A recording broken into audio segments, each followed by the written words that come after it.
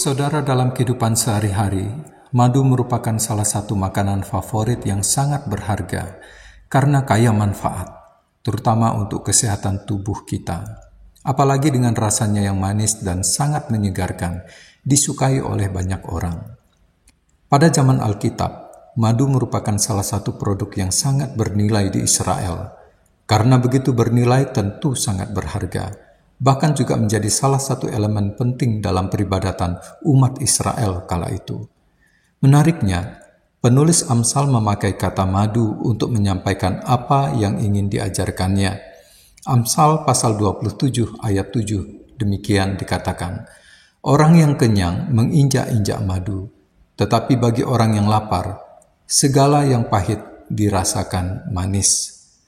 Saudara, terdapat dua orang yang berbeda dalam keadaan dan sikapnya. Orang yang pertama dikatakan keadaannya kenyang atau puas dengan keadaannya, sehingga digambarkan ia menginjak-injak madu sekalipun manis dan sangat berharga.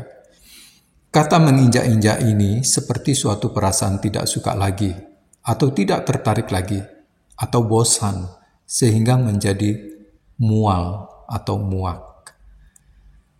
Sedangkan orang yang kedua dikatakan keadaannya lapar. Begitu laparnya sehingga segala yang pahit dirasakannya manis. Mengenai ayat ini, saya merefleksikan betapa saya harus bersyukur kepada Tuhan.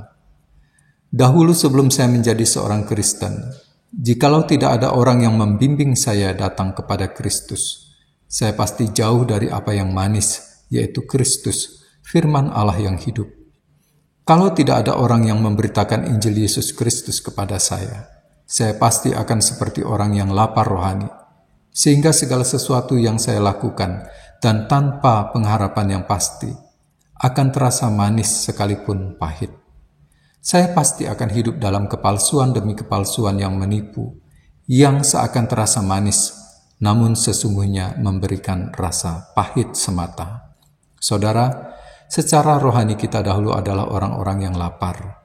Segala sesuatu yang baik kita lakukan, berharap kelak kita akan dibenarkan, bahkan diselamatkannya.